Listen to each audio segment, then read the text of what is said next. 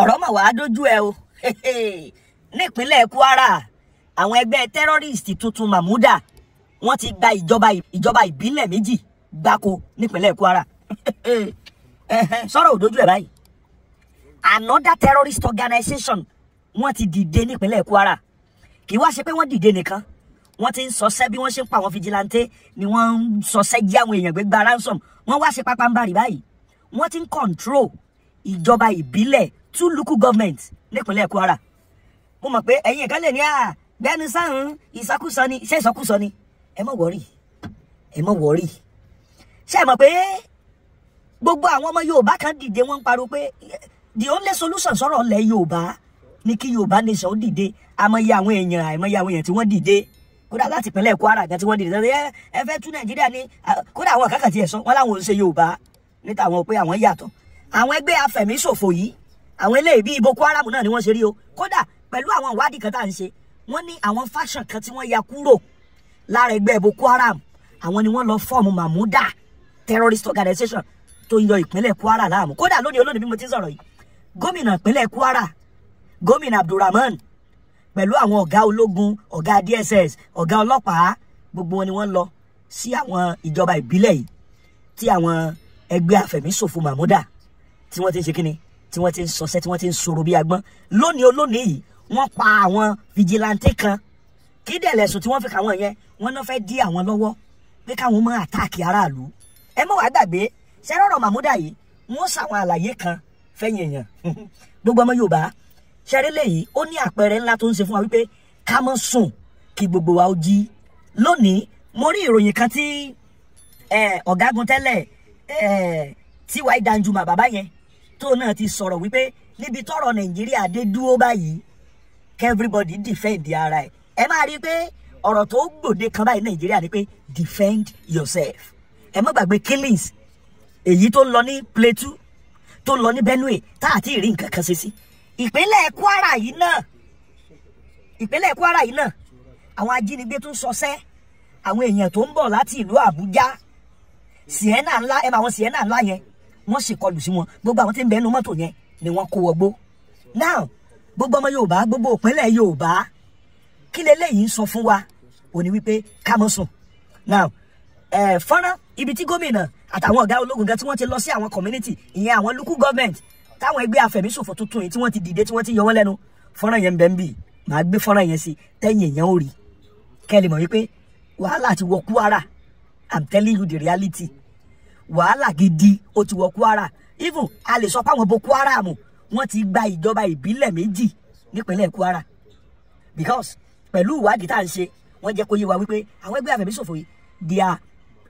wọ́n jẹ́ bí àwọn tó ya kúrò lára ẹgbẹ́ Boko Haram now ẹ wá jẹ́ kí n máa ṣe àwọn àlàyé kan fẹ́yìn èèyàn wa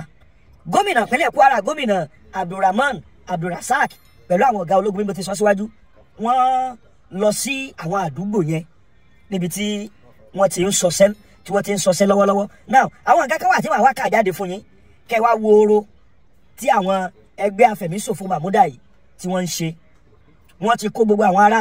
agbègbè yẹn wọ́n ti kó wọn sí inú ìlà yìí ló tó lágbára ẹ máa rí àwọn ló ń ṣèjọba ń bẹ ẹ má gbọ́ o àwọn ló ń ṣe kíni àwọn ló ń ṣèjọba wọ́n ń gbowó lọ́wọ́ àwọn aráàlú olówó kan tí wọ́n ń gba sàkáàtì lọ́wọ́ wọn ó ní àwọn páàkì kan tíjọba ti àbándọ̀ ibẹ̀ làwọn tẹ́rọ́rìstì ibẹ̀ ni wọ́n fi ṣe bùgbé wọn gbogbo ẹni màá yàn nàná fẹ̀yìn àwọn èèyàn now ẹ wàá mọ tó ṣẹlẹ̀ ìwọ tó o bá fẹ́ kọjá àbí ìwọ tó o bá fẹ́ dáko nínú páàkì àbó ní nǹkan kan tó fẹ́ ṣe nínú páàkì ó ní iye tó san táwọn ẹgbẹ́ afẹ̀míṣòfò yìí tí wọ́n ti ń gbà now ohun àkọ́kọ́ the elder within the park pay dues saka to the militant to allow them to graze their cattle ṣé ẹ ń gbọ́ mi ẹ̀yin tẹ́ ẹ bá lẹ́ran tẹ́ ẹ ní màálù tẹ́ ẹ ní gbogbo ẹ̀ láwọn agbègbè táwọn Mahmuda ti ń jọba báyìí nípínlẹ̀ Kwara ẹ̀ sanwó kán tó lè àlá àwọn ẹran yín kí wọ́n jẹ kó ẹlẹ́ẹ̀kejì àwọn owó tí wọ́n ń gbà lọ́wọ́ wọn rèé o ṣé wá rí páàkì yìí àwọn ilẹ̀ àwọn ìlú gbótà ń sọ yìí àwọn ni wọ́n allocate ilẹ̀ fáwọn àgbẹ̀ tí wọ́n fi dáko ń bẹ̀ kẹ́lẹ̀ mọ̀ pé ìjọba nínú ìjọba òun ló ń ṣẹlẹ̀ nípínlẹ̀ Kwara báyìí àwọn náà máa allocate ilẹ̀ fáwọn àgbẹ̀ pé ókè olóòfẹ́ dáko ó yá ibi ìlà fún ọ tí wọ́n bá ti wá fún wọn níbi kan tán mú wà bẹ̀rẹ̀ sí ní ṣe kíni o gbọ́dọ̀ sanwó olówó tó máa san kan tó lè allocate ilẹ̀ fún ọ ìyẹn lẹ́ẹ̀kejì ẹ mọ̀ gbẹ́ lẹ́ẹ̀kẹta o ẹlẹ́ẹ̀kẹta rèé o àwọn ẹgbẹ́ afẹ̀míṣòfò Mahmuda yìí gbogbo àwọn èèyàn tí ń bẹ láwọn agbègbè tí wọ́n ti ń jọba yìí nípínlẹ̀ Kwara ni mò ń sọ o mi ò sọ Sokoto o mi ò sọ Zamfara o Kwara lẹ́gbẹ̀ẹ́ wa ń bì ẹ má gbàgbé pé Kwara tẹ́lẹ̀ ara ìpínlẹ̀ wa ni ṣùgbọ́n wọ́n lo ọgbọ́n àlùmọ̀kọ́rọ́ yìí wọ́n ní wọ́n ti pín Kwara sí North Central ṣe ń gbọ́ àwọn kan náà kún kílèmù náà tọ́jú ọmọ Kwara wọ́n láwọn èṣe Yorùbá àbí bóyá wọ́n jẹ́ Yorùbá ń sìn àbí wọ́n jẹ́ Yorùbá ń sìn àkókò ti tó tá a máa mọ̀ now nǹkan táwọn pípì wa ń ṣe ni wípé ó wá láwọn aráàlú mi tí wọ́n á fọ̀ sí wọn àwọn àgbẹ̀ pé ó yá ẹ wá lọ báwa náà dáko ẹ wá lọ roko ní oko wa wọn àdẹ bí ọdá kọlọ ní báwọn roko tó o bá dán wò pẹrẹ àwo lọ. now mò ń ka gbogbo eléyìí fẹ́ yẹn ọmọ Yorùbá tẹ́ ń gbọ́ wa ká lè mọ bá a ṣe gbáradì sí torí àwọn bàbá wa sọ nǹkan kan pé díẹ̀ ní mú ẹlẹ́dẹ̀ ní ń wọgbà ẹ má gbàgbé pé ìpínlẹ̀ Kwara àti ìpínlẹ̀ Èkìtì wọ́n fẹ̀gbẹ́kẹ̀gbẹ́ wọ́n pààlà ẹ má dẹ̀ gbàgbé pé lójú ọ̀nà níbi àlà wọn yìí náà àwọn ajínigbé àwọn kíní burúkú yìí ń sọ̀rọ̀ ń bẹ̀ ṣé wọn ní gbàbẹ̀ yẹn wọlé sílẹ̀ Yorùbá la àkíyèsí kan nìyẹn o now ẹlẹ́ẹ̀kẹrin gbogbo àwọn tí ń bẹ ní community bí tí wọ́n ti ń jọba yìí wọ́n ń jí wọn gbé àwọn náà ni wọ́n ń jí wọn gbé o wọ́n dẹ̀ mọ́ gba ransom lọ́wọ́ wọn ìwọ tó bá kọ̀ láti san ransom ikú ni tí wọ́n mọ̀ tí wọ́n á tún ṣe wọ́n á wá gbé ẹlẹ́ẹ̀karùn-ún mò ń sọ yẹn o wọ́n wá gbégi dáná àbí ẹlẹ́ẹ̀kẹfà jàre wọ́n ń gbégi dáná road block wọ́n ń ṣe àwọn ni wọ́n ń control social activities àwọn èèyàn ní gbogbo àwọn àgbègbè yẹn àṣẹ tí wọ́n bá pa ló múlẹ̀ àwọn ni gọ́fúnà àwọn lọ bá àwọn ni wọ́n ń jọba àwọn ni wọ́n ń ṣe tó bá wù wọ́n mẹ́ aráàlú tó bá gbémú tó fẹ́ sọ̀sọ́kúsọ ọ̀run làlá o nípínlẹ̀ Kwara rèé o wọ́n fẹ̀gbẹ́kẹ̀gbẹ́ pẹ̀lú ìpínlẹ̀ Èkìtì wọ́n fẹ̀gbẹ́kẹ̀gbẹ́ pẹ̀lú ìpínlẹ̀ Kogi ẹ má gbàgbé pé àti Kogi àti Kwara gbogbo wọn tẹ́lẹ̀ ilẹ̀ Yorùbá ń bì ni wọ́n náà ṣe kíni ni wọ́n ń bẹ inú Kwara ni wọ́n ti yọ Kogi wọ́n wá pín gbogbo wọn sìn wọ́n ní North Central ni wọ́n ṣùgbọ́n Mahmuda ti ń jọba bí wọ́n ṣe ń sọ̀rọ̀ nípínlẹ̀ kí ni wọ́n ń pè Kogi bẹ́ẹ̀ ni wọ́n ń sọ̀rọ̀ nípínlẹ̀ Kwara wọ́n gbé yín débẹ̀ ẹ̀yin èèyàn wa ẹ̀yin èèyàn ẹ máa share fídíò yìí ẹ máa share ẹ jẹ́ kó kan gbogbo àwọn èèyàn la kódà níbi ọ̀rọ̀ tó dé dúró wọ́n láwọn ẹgbẹ́ Mahmuda yìí wọ́n tó wá ń ṣe kinní kan gbogbo bíi tí àwọn ohun àlùmọ́ọ́nì ilẹ̀ wà mining wọ́n mining ṣeré ni kò sẹ́ni tí ń yọ̀ wọ́n lọ́wọ́ wò torí àwọn ni wọ́n ń rúlu bẹ̀ yẹn kò kàn tiẹ̀ sí presence ìjọba ń bẹ̀ now kẹ́lẹ̀ mọ́ in tó ń ṣẹlẹ̀ ní o wọ́n ń jí àwọn èèyàn gbé bó ṣe wù wọ́n ìgbésẹ̀ yẹn ló wá mú gómìnà ìpínlẹ̀ Kwara ẹ má gbọ́ o the Governor Abdulrasaq is currently visiting community in Kaima local government area of Kwara State. That's one of the local governments wọ́n ti ń jọba nìyẹn gbogbo àwọn local government yìí ìpínlẹ̀ Kwara ló wà ó dẹ̀ súnmọ́ àwọn ìpínlẹ̀ Kogi àwọn Niger ifun Kanji ẹ má gbọ́ Kanji dam gbogbo bẹ̀ yẹn ni wọ́n ti ń sọ̀rọ̀ báyìí ẹ má gbàgbé gbogbo bẹ̀ yẹn ìpínlẹ̀ Kwara ló wà bẹ́ẹ̀ ni now ó ti ń ka àwọn agbègbè kan local government méjì ní ìṣẹ̀lẹ̀ tí àfẹ́ ìtìbáyé nípínlẹ̀ Kwara bẹ́ẹ̀ ni nípínlẹ̀ Kwara now àwọn fọ́nrán kan ó ń lọ lẹ́gbẹ̀ẹ́ kínní ara àwọn oró tí wọ́n ṣe nìyẹn gbogbo ọmọ Yorùbá ẹ má fi kínní ẹ má jẹ́ àfi ṣeré o kí ìpínlẹ̀ Ọ̀ṣun gbáradì o ìpínlẹ̀ Èkìtì kí wọ́n so ètò ààbò kí wọ́n so lè dẹ́yìn gbogbo ẹ̀yin ọ̀dọ́ gbogbo ẹ̀yin alágbára nílẹ̀ Yorùbá gbogbo ẹ̀yin ọba ilẹ̀ Yorùbá ẹ̀yin bàbá ẹ jẹ́ ká tají Mahmuda ò tún gbọdọ̀ gbà pínlẹ̀ Kwara wọlé sípínlẹ̀ Èkìtì bàbá ti lè dé pínlẹ̀ Èkìtì wọ́n wò Oǹdó nìyẹn o bàbá ti lè wò Oǹdó Ọ̀yọ́ ò séèfù bàbá ti lè wò Ọ̀yọ́ Èkó ò séèfù ìpínlẹ̀ Ògùn ò séèfù Ọ̀ṣun ò séèfù à ń pariwo ó ti di nǹkan báyìí nípínlẹ̀ Kwara o wọ́n ń pa àyàn ṣeré ni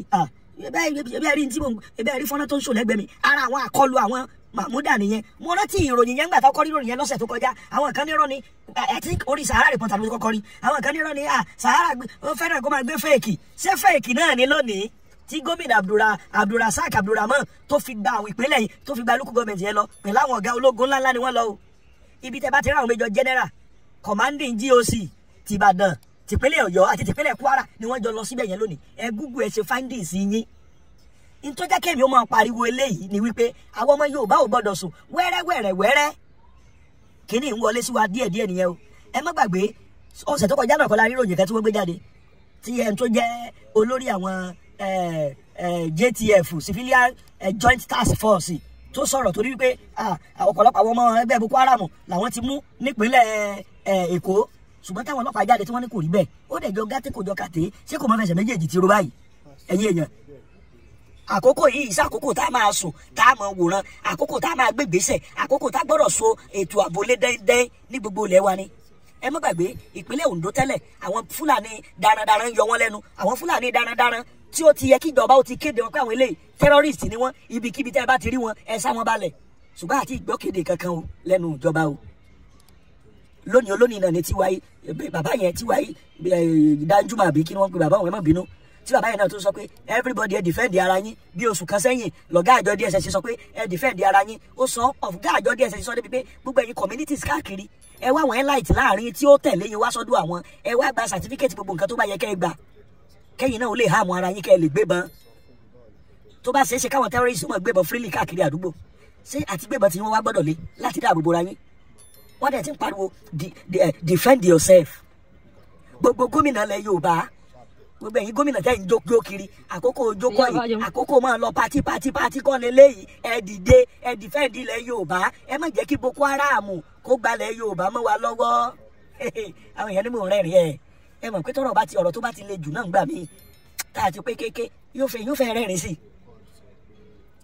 ẹgbẹ́ afẹ̀míṣòfò tuntun Mahmuda wọ́n ti gbà ìpínlẹ̀ Kwara kan o wọ́n ti ń control ìjọba ìpínlẹ̀ méjì àbí ìjọba ìbílẹ̀ méjì nípínlẹ̀ Kwara ẹ̀yin tẹ́ ẹ bá ní irọ́ ni mò ń pa ẹ confam ẹ google fídíò ń bẹ lórí social media